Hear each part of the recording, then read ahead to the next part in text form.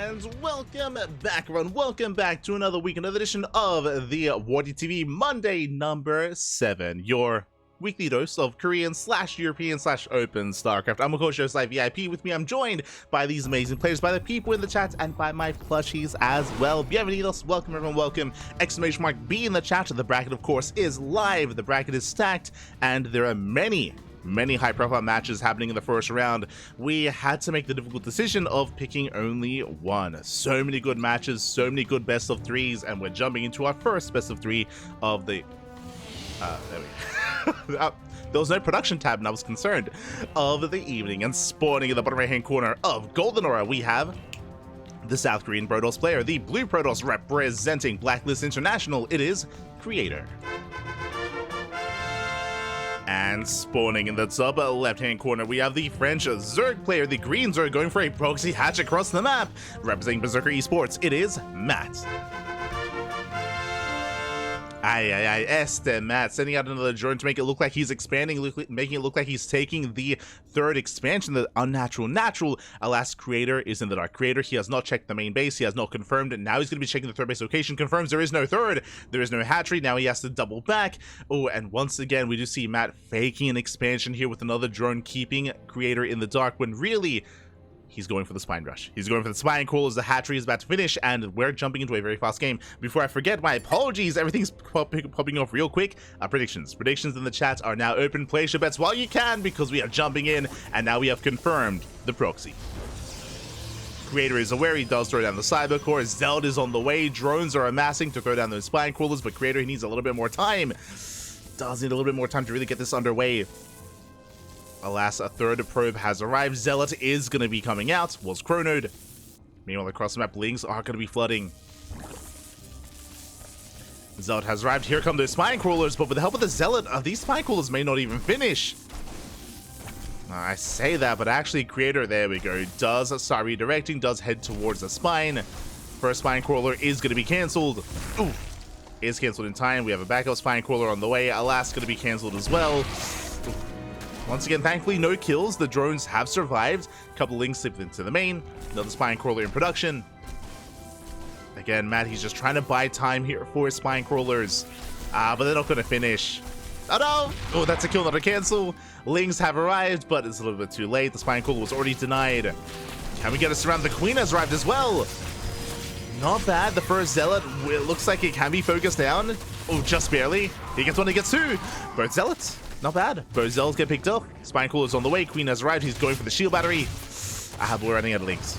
Yeah, Matt, he's running out of links. He's running out of steam. Yeah, the shield battery looks like it will complete.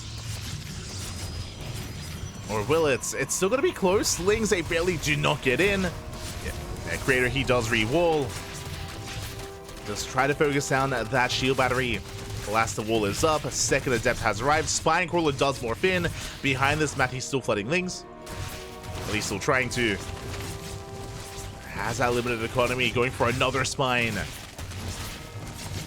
Looks like the shield battery is going to be targeted down. Bearing in mind, behind this, we're going for a backup gateways, a robo into an immortal. But that is still going to be delayed for Creator, and the cyber core is going to go down. Can Matt still pull this off? Gets a shield battery, gets a cyber core, he has control of the low ground, and again, this robo response was a little bit too late. Matt, he has control of the natural. Not bad. Takes down the gateways, the cyber core, the pylons, pushing into the main. Immortal still in production. There is a shield battery. I think the shield battery is out of range of the Nexus for the overcharge. I could be mistaken. But it does keep that pylon alive. Matt still trying to break down that front door. But so many Lings are going down to the two Adepts. Yeah, it is brutal. One pylon goes down finally, but the Immortal has arrived. And GG gets called. Matt, he runs out of steam. He does not break the main. And Creator survives and takes game one. GG. GG, well played, Creator. He does survive. Again, just really patient play out of Creator. He didn't, overreact, didn't overextend. He was just very cool, calm, and collected, just getting into his own gateways, his own robo. I mean, Creator, he did the correct thing, where the reality is, losing the natural, losing the low ground, doesn't really matter. Did not really matter there for Creator. He was able to wall off on the high ground instead, tech up, get into his own production, his own shield battery, survive on one base, and that was enough. with that, GG. GG, well played.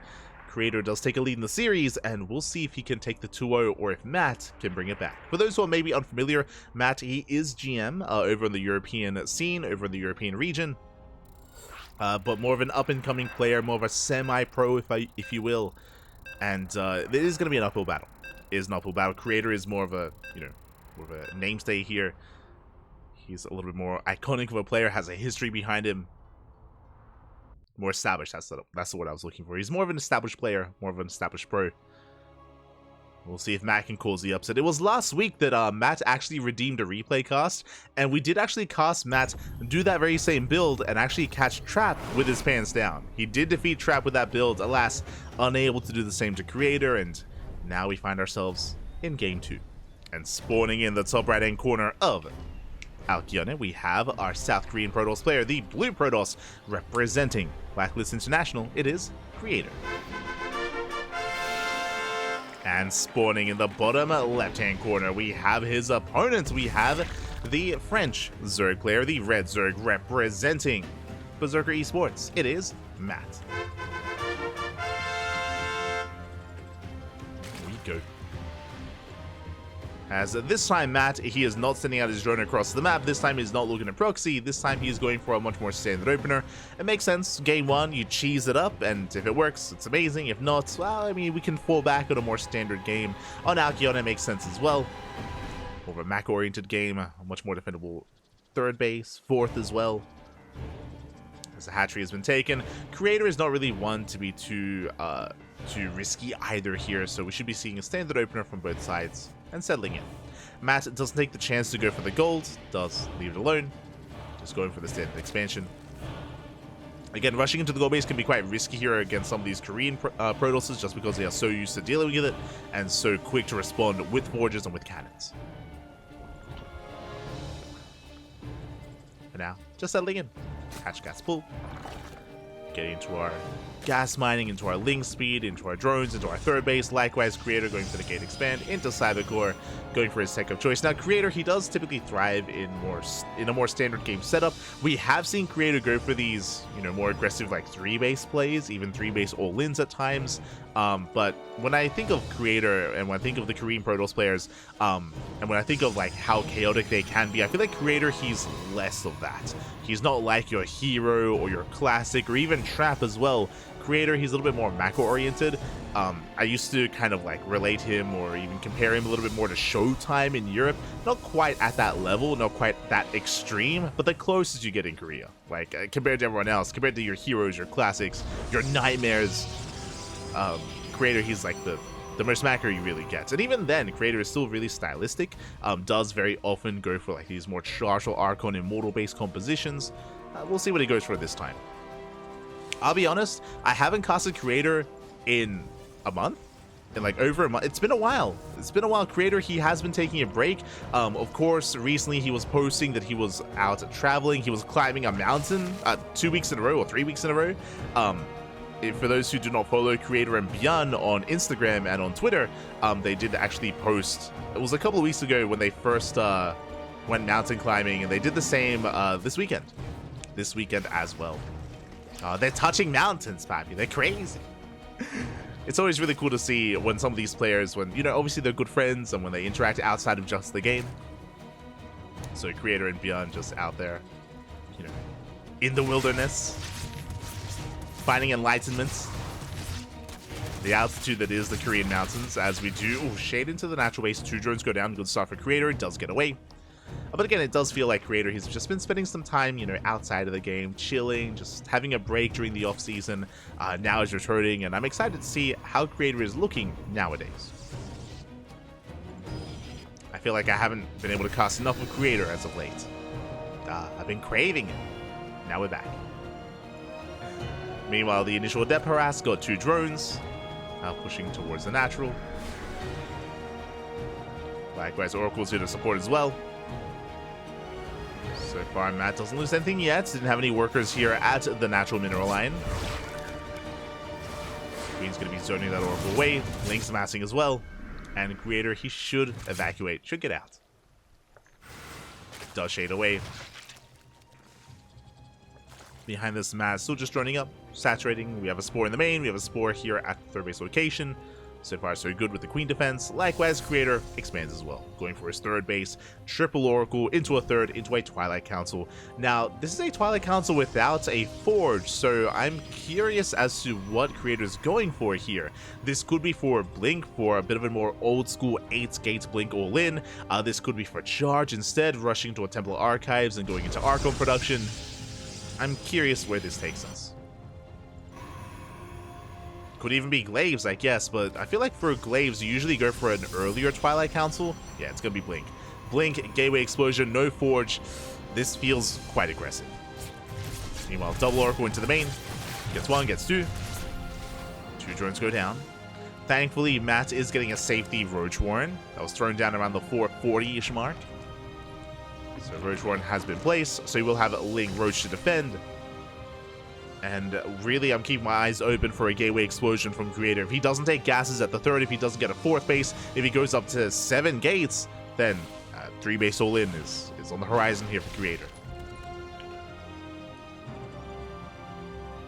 Here we go. As for now, he's still saturating. For now, he's still only on 4. Oh, that I was not expecting. Okay, so he doesn't throw down extra gateways. He goes double Forge for double upgrades. Interesting.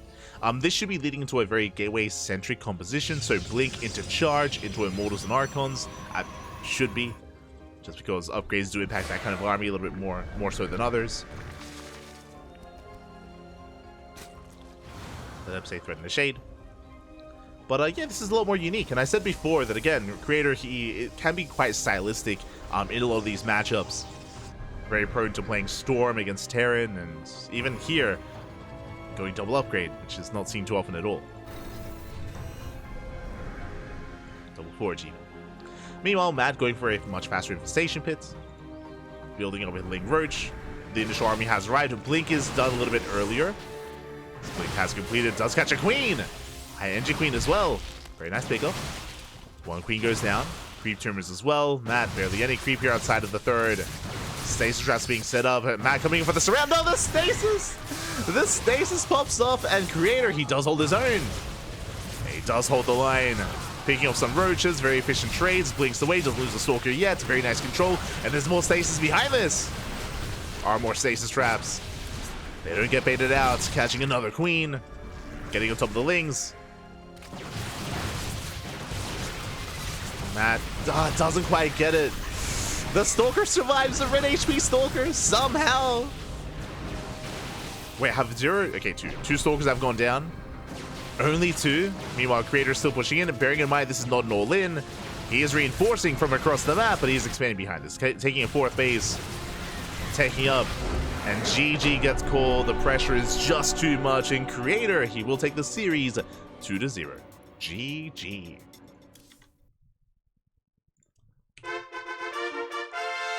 GG, well played. Very impressive play there by Creator. Again, because of the earlier Twilight Council, it was looking like Creator was going to be going for a 3-base all-in. Instead, he stayed on a lower gateway count. He was taking up into a 4th base, into double upgrades as well, but being very aggressive with a gateway-based army.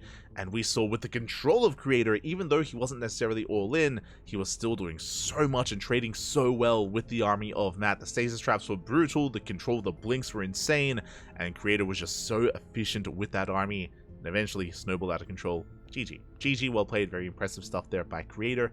Very aggressive, of course, as well. And with that, he will advance on into the next round. Will advance on. My condolences to Matt, but a shout out to Matt nonetheless for competing in this event. Again, this isn't necessarily a European-centric tournament like the KSRS or the ESL Open Cup European tournaments, but really cool to see Matt take part in the WardiTV Monday. Really do appreciate it, and best of luck with your improvement, of course, of the game, with your future matches as well.